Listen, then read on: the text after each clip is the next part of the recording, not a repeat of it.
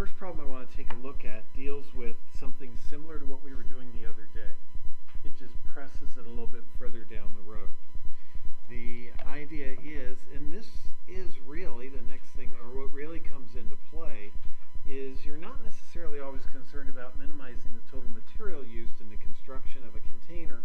What you're concerned about is minimizing not the material use, but the total cost of the construction of the container. Make sense? Okay. And material costs vary from one location to another on a container. Say what? They vary.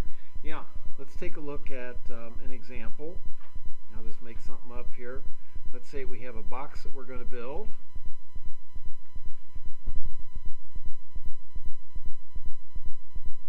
And to keep things kind of simple for right now, we'll give it a square base, because giving it a square base eliminates one of the variables, doesn't it?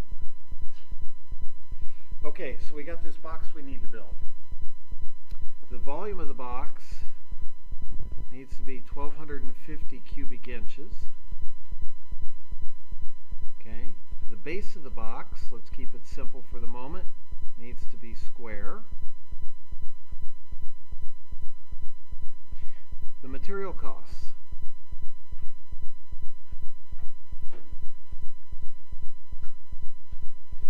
Okay, first off, for the sides,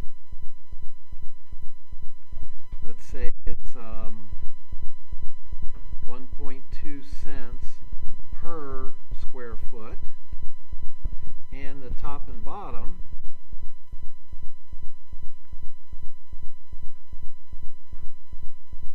$0.02 per square foot.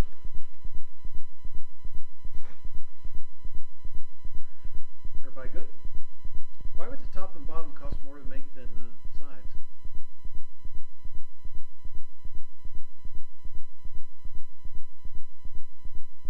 Well, think about a box. On the sides you usually have one thickness of material, right? What do you have on the top and the bottom? Don't you usually have flaps that fold in from the left and right? And then two more flaps that fold in from the front and back? Oh, that's more material. That's more cost. And they usually have it glued, stapled, taped, or some combination thereof. That stuff all costs money too. Okay? So it winds up costing more for the top and bottom than for the sides. And the question is, okay, so what dimensions are we going to make this thing to minimize the cost? So one of the things that you're going to want to do here is to make note so that you don't forget the objective is to minimize the cost. Okay, note to self, minimize cost. Next thing to notice here is we've got a combo. The volume is in terms of cubic inches, but the materials are in terms of not inches, but feet. So we're going to have to convert one to the other or something or other here.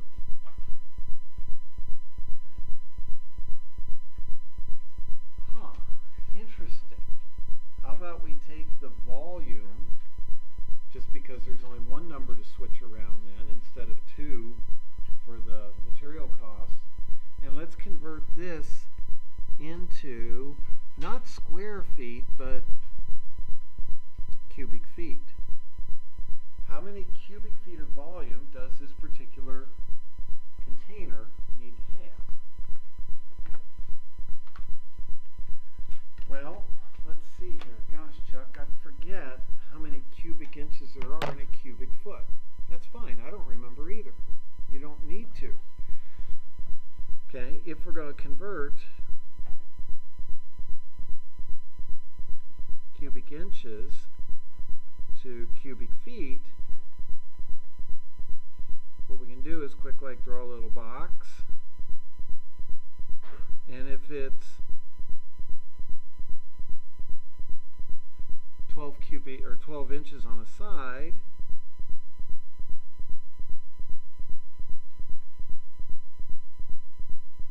that's 1 cubic foot, isn't it? Okay, so the volume be equal to the 12 times the 12 times the 12, which is going to give us something or other in the way of cubic inches. Okay, so I can do that if the calculator will turn on.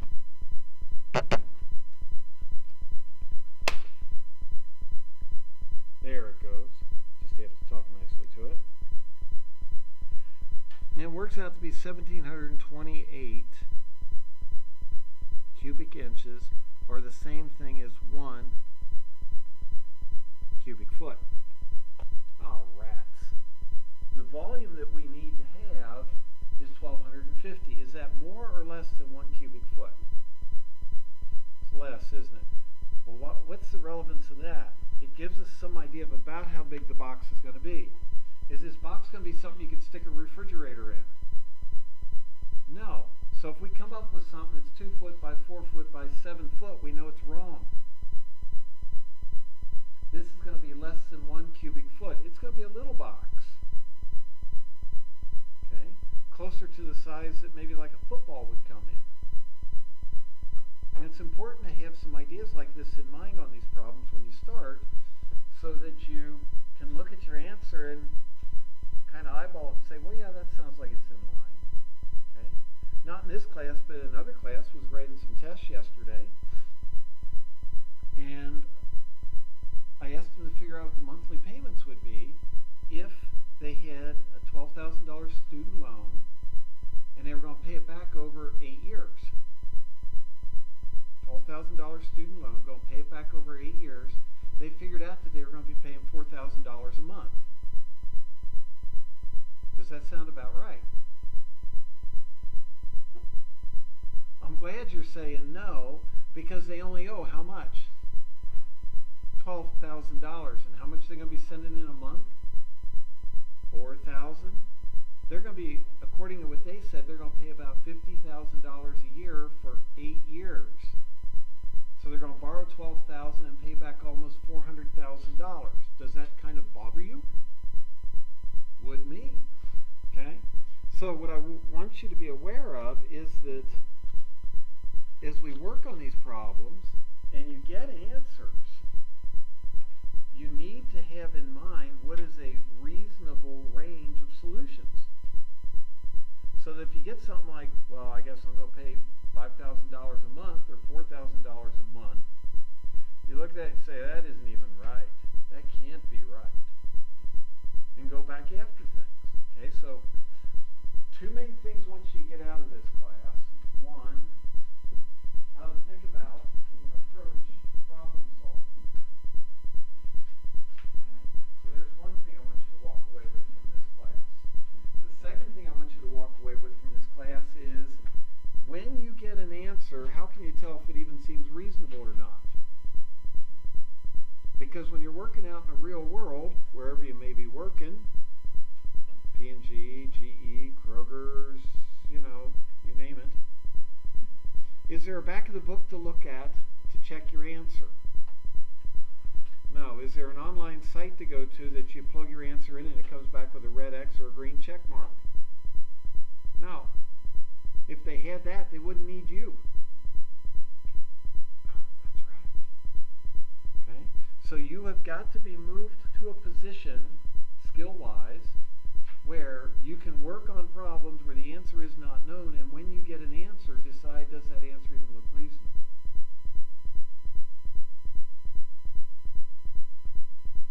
It's kind of weird and scary when you do it for real.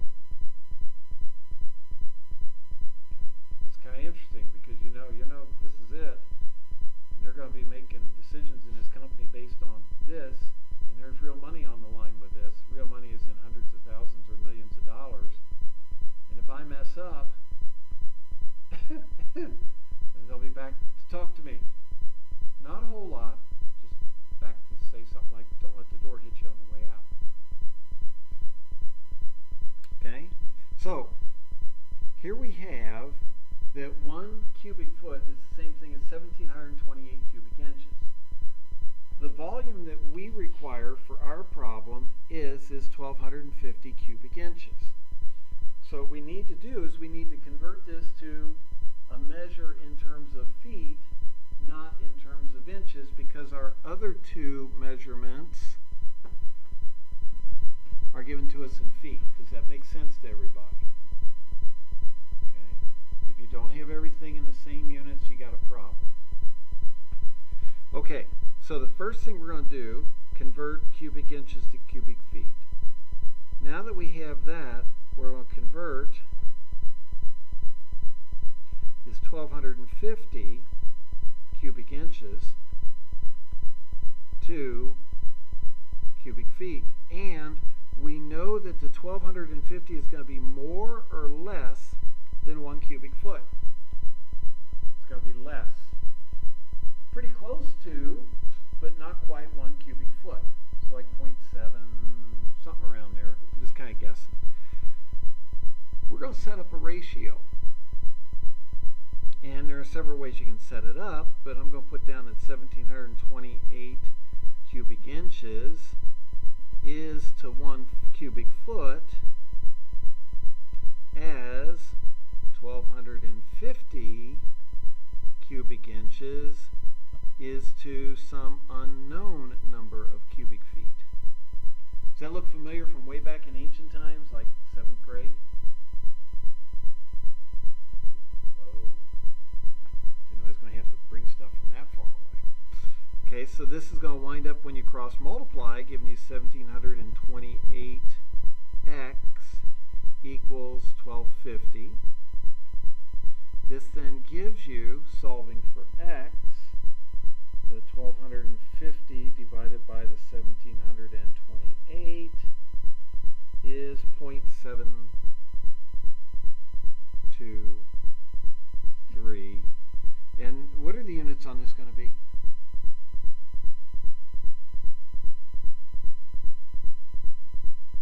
Well, let's see, this number goes right there.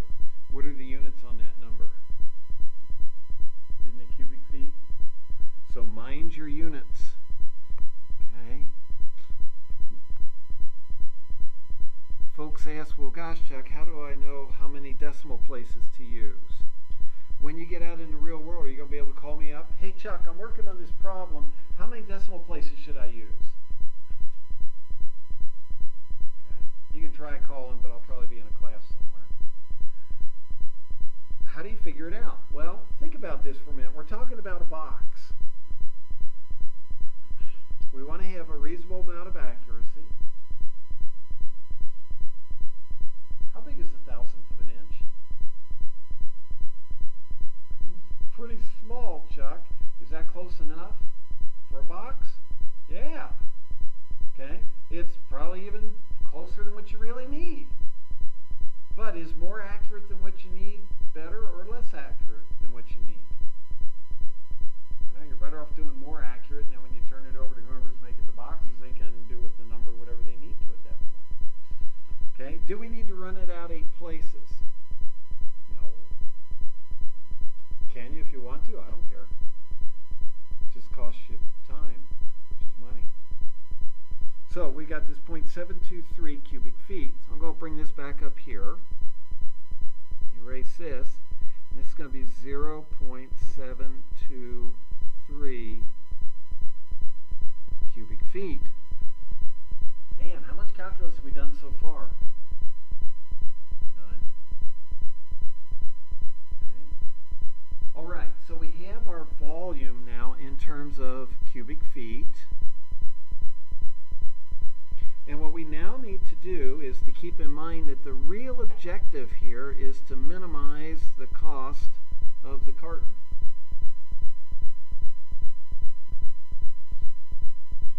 Okay, so if we're going to minimize the cost, we need to be able to write out what the cost is going to look like. Well, we're going to have a cost for the top, cost for the bottom, plus we have 4 sides going, don't we? And what do you know about each of these 4 sides since it's a square base? They're the same size, aren't they? So what we can do is, instead of listing all 4 sides individually, we'll just list one side and multiply it by 4. plus 4 sides. You will not always be able to do that. You cannot always make the assumption that the base is a square, but for today, we'll leave it a square. Okay, so we've got our box. I'm going to bring a picture of it down here.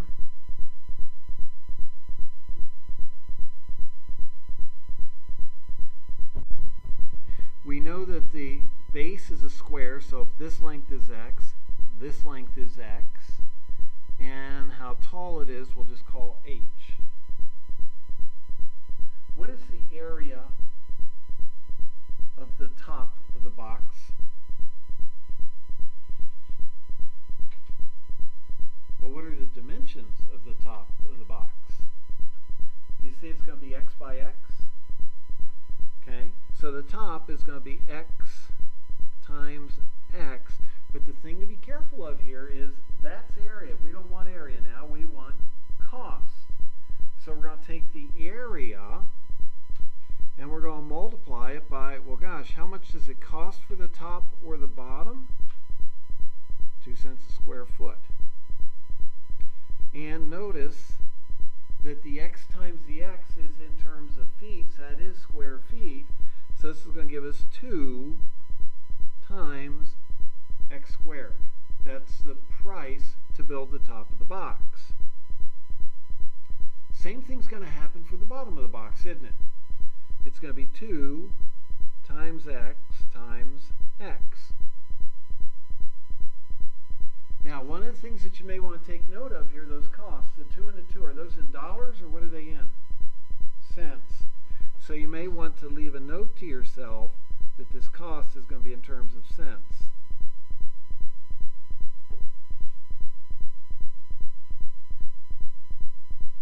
Plus, now we need the 4 sides, and what we need to do there is to first figure out what the dimensions of each side is going to be. And the dimension is going to be a width of x and a height of h. So it's going to be x times h, and I'm saving some space in front here because in front of the x times h we need to multiply that by the cost for the sides, where the cost for the sides are 1.2 cents per square feet. Is this making sense so far? Working okay for you?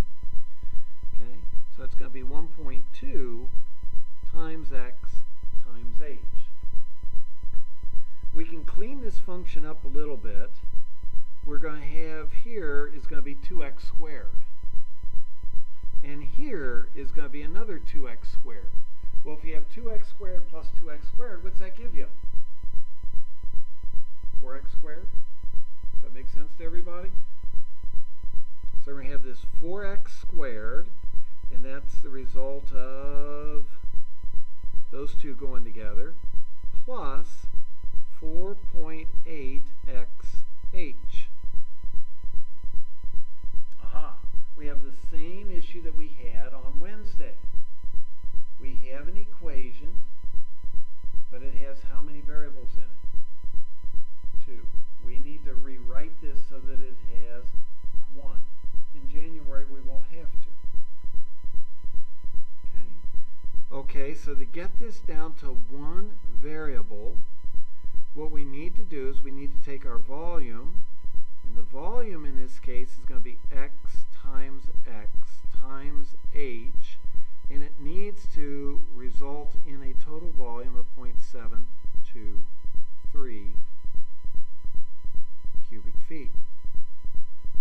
What are you going to do with that equation?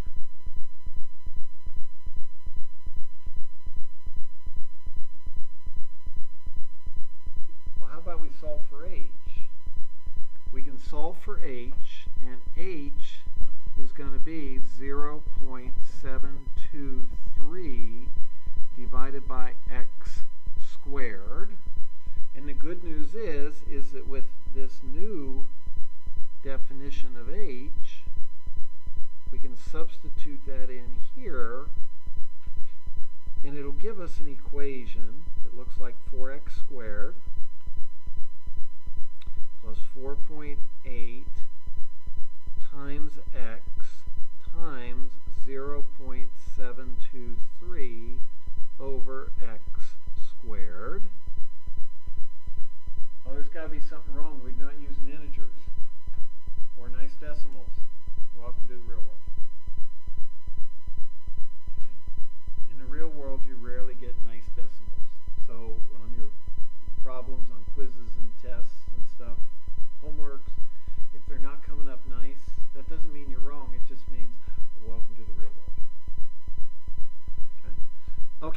this will clean up a little bit. This is going to give us a 4x squared. Now, in the numerator, we have that 4.8. By the numerator, I'm referencing the second term. We have the 4.8 times 0.723 equals, well, this is going to give us plus 3.470, and we have x over x squared, which would give us over x. I'm going to rewrite that. Why?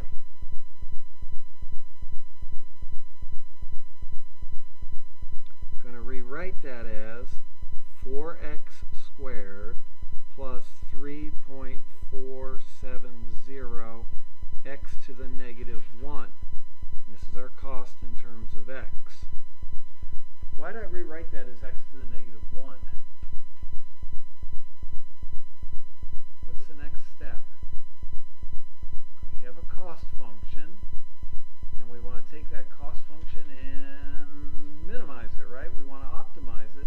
To optimize it, now we finally get to do some calculus. Whoa, it's 27 after, and we finally get to talk calculus for a fleeting second, okay? Because you probably already have down what the derivative is. It's 8x minus 3.470 x to the negative 2, right?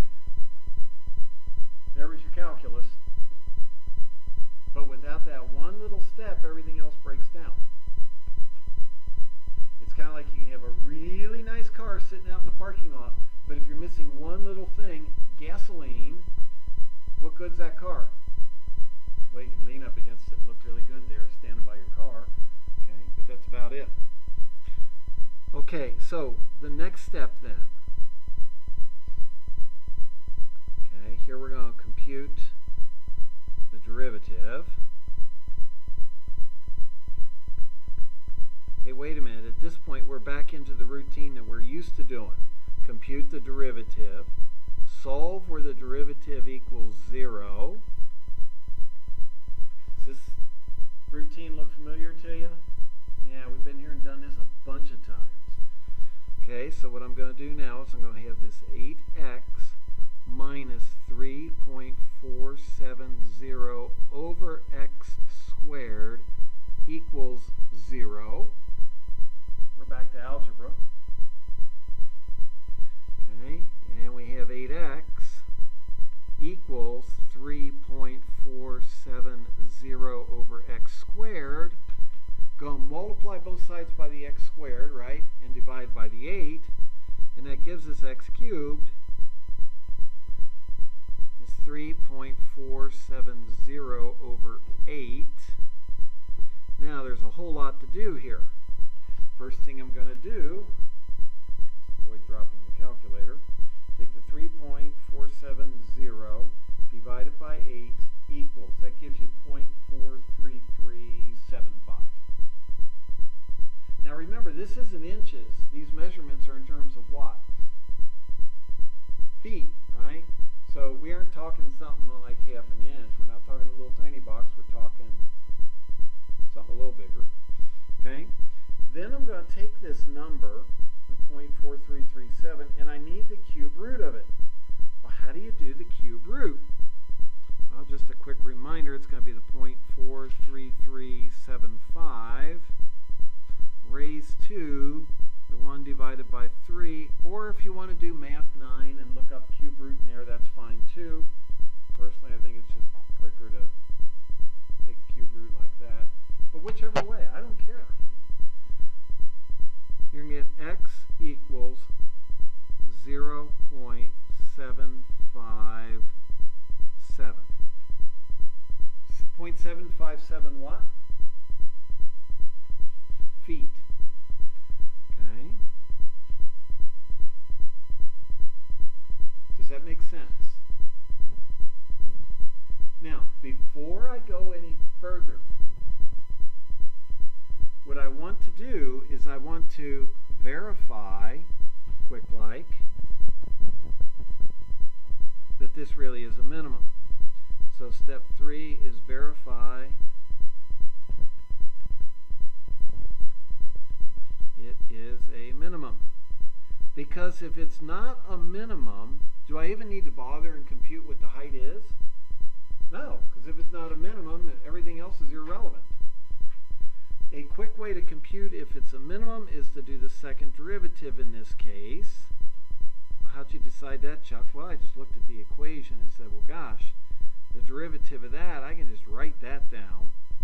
The derivative of that is going to be 8 plus 6.94 x to the negative 3.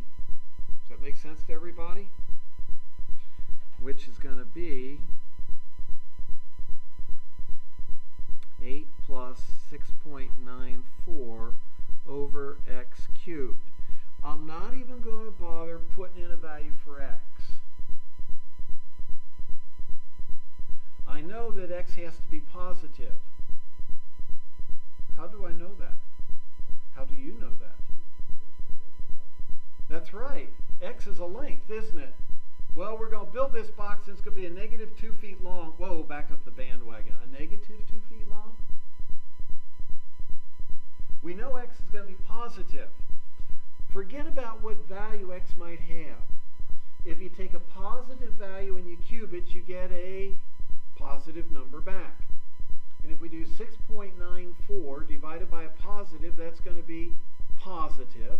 Plus 8 is going to be positive. Doesn't matter what we choose for x in our domain, it's going to be positive. If the second derivative is positive, does that mean we're smiling or frowning? Smiling, that means we have a minimum. So this verifies that it's a minimum.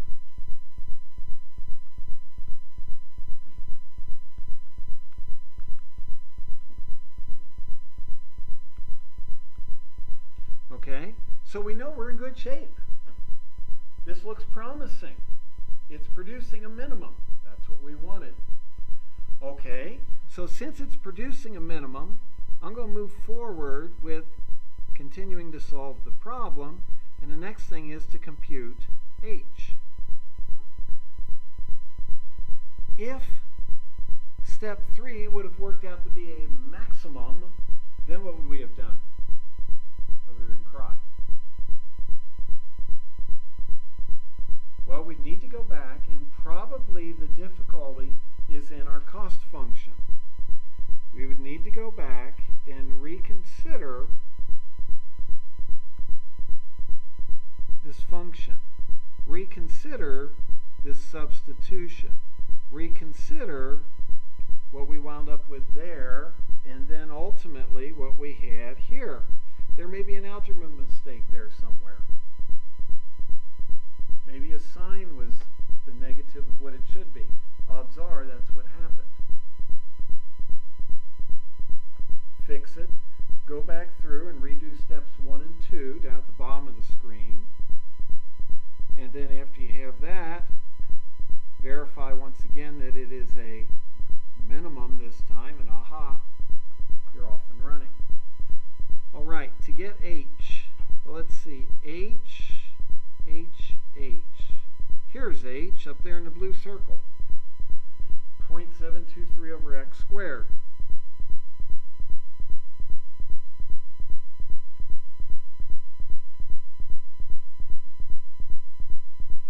So that's going to give you the 0.723 over 0.757 squared equals. Okay, so let's see here. We have the 0.723 divided by 0.757 squared. Aha, that gives us a height of 1.262. And remember, this is going to be feet, not inches. Very important to get the right dimensions, because if you send in the right numbers but it says inches instead of feet to the company that's going to produce the boxes, is that going to be a problem when they ship back to you? Yeah, they're going to be little bitty things that you can put rings in instead of something bigger that you can put basketballs in. Okay, so watch your units. Okay, so we now have some dimensions. What we have for our dimensions is the width is equal to the length is equal to 0.757 feet. The height is equal to 1.262 feet. And now you talk to whoever's going to be producing the boxes and you ask them, okay, so how accurate do you need these measurements? Odds are to the 100th of an inch is fine. Which would say that you need a box that's going to be 0.76 feet wide, 0.76 feet long. That's about 9 inches. It's about 3/4 of a foot. That's a reasonable size. It's about like that. Okay. The height is going to be 1.26 feet. That's about 1 1/4 feet, isn't it? So that's about 15 inches. Have you ever seen a box that size?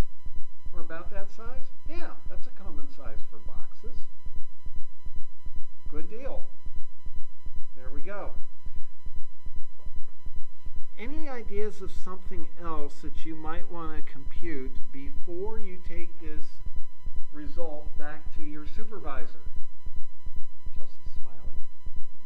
Yeah. I would just plug the values back in to see if I got the original volume.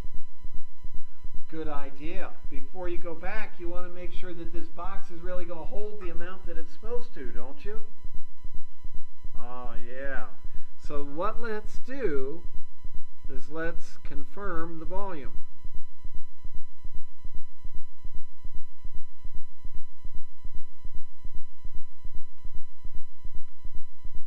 One of the things I'm going to push on you all year long, if you have me all year long, or till Christmas if you move on after Christmas, is I want you to get used to thinking about when you report back to whoever it was who asked you to do something, anticipate not only the question that they asked you, but think about the conversation beyond that question.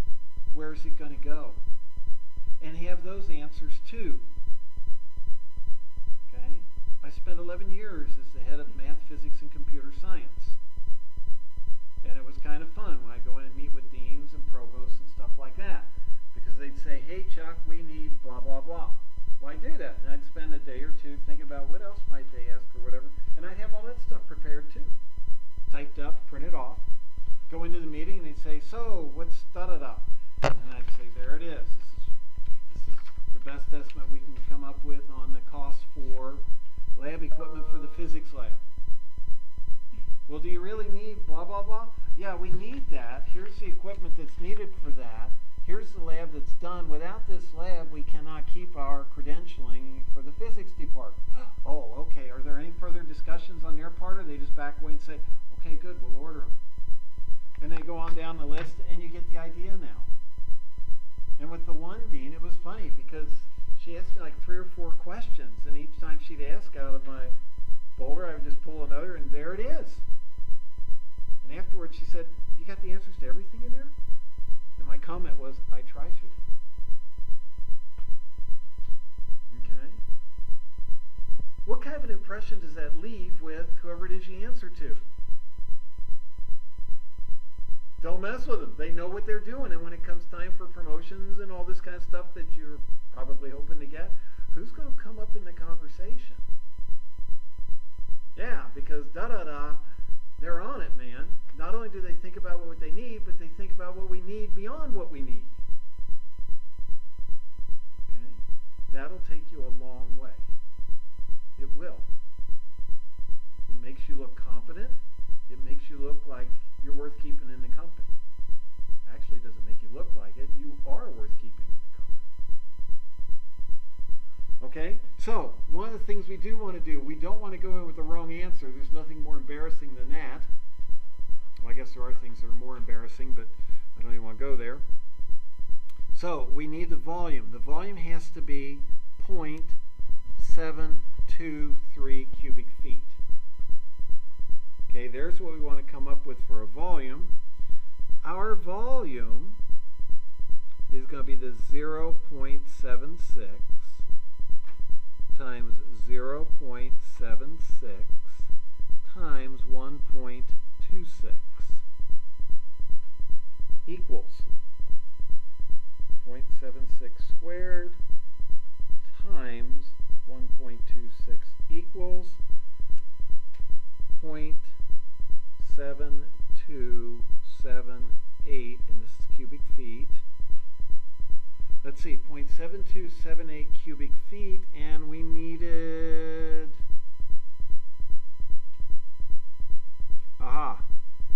we came up with 0.7278 cubic feet.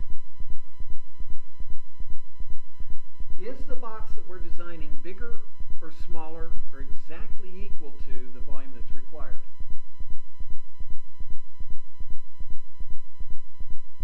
Well, do you see it's a little bit bigger?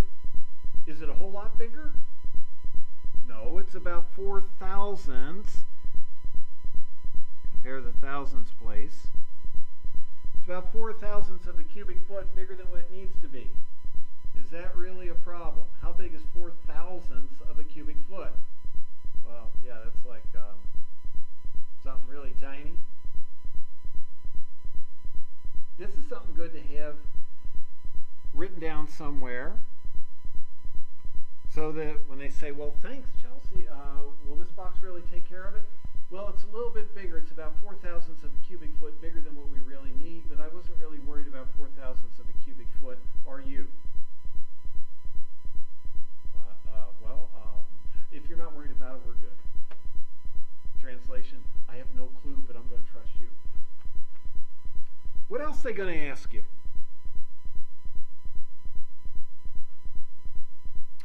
Well, what was the original objective in this problem? We were trying to do what? Oh yeah, the original objective was to minimize the cost. If they're interested in minimizing the cost, you think they'll have some interest in wanting to know what the cost is? Yeah, that might be handy to figure out. So let's figure out what the cost will work out to be for this particular box. That's nothing horrible to do. There are 3 lines on the left-hand side that are highlighted. They're each a cost function. I'm going to take the bottom one of those 3, the 4x squared plus the 3.47 over x, and go with that. That is a function to compute the cost of the box. Okay? So what we're going to do is we're going to have to bounce back and forth here a little bit. The cost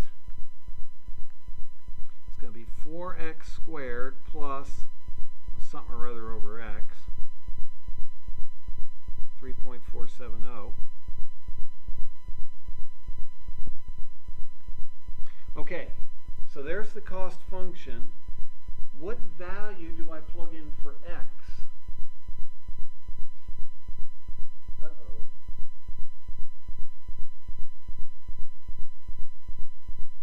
Well, the x. And the x is the height or the x is the length width?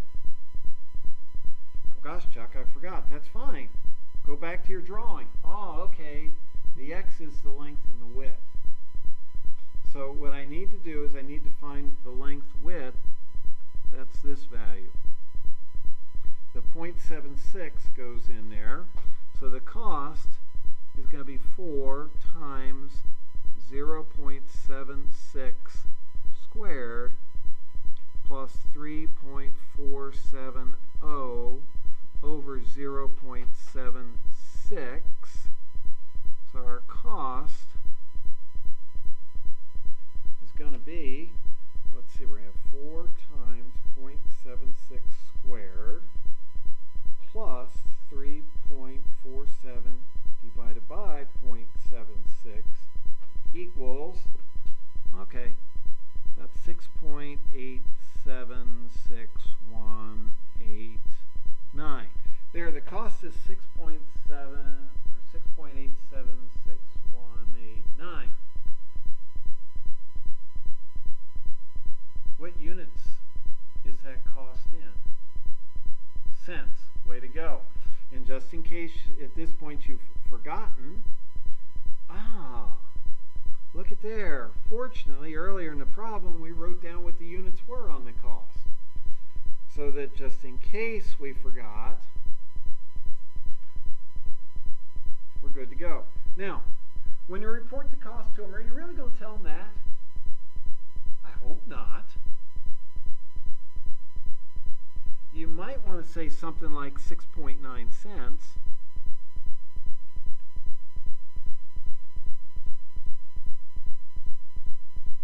Because when you start getting into large productions, tenths of a penny make a difference.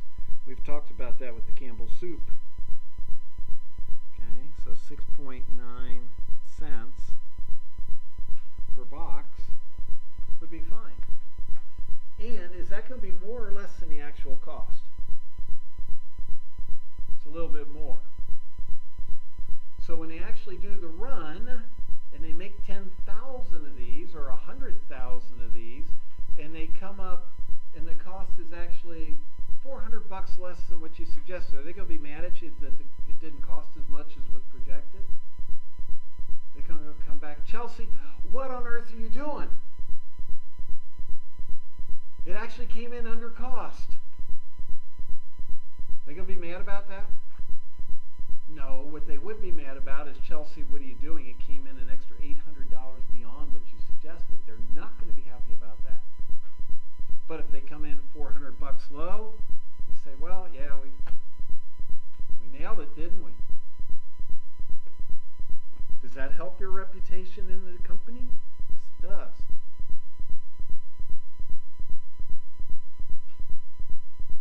One of the things, and I know this isn't calculus that I'm telling you right now, under promise, over deliver every time. What does that mean? Under promise, I'm pretty sure I can get this done by Wednesday. How about I get it to you Thursday? You don't tell them, I think I can get it done Wednesday. You think, okay, I'm pretty sure I can get it done by Wednesday, but if something else blows up, I need a little breathing space. How about I get this to you Thursday? Great. And then when you show up with it Wednesday, what are they going to say? How dare you bring this in today? You're early. People going to be mad at you for getting your work done early? No. But if you say, well, I can get this to you Wednesday, and something blows up and it's now Thursday afternoon before you get it to them, they're going to be thinking, dude, you said Wednesday, and today's Friday. What's that make you look like? Okay. Always under promise, over deliver. When you're delivering to clients, pretty sure I can get it done Wednesday. How about I get it to you by Friday at the latest? And then when it shows up Wednesday, whoa, we weren't expecting this till Friday. Check that out. Okay. Does this one make sense? I know there was a little bit of extra advertising in there. However, how long did this problem take? Oh my gosh, look what time it is.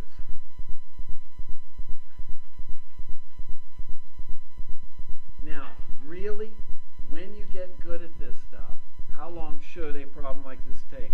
No more than 5 minutes. And when you get really good, maybe a minute or two. Tops. Okay? But there was explanation here, wanting to make sure that you get it so that you can cruise through it more easily and less painfully and all that other good stuff. Does this one make sense?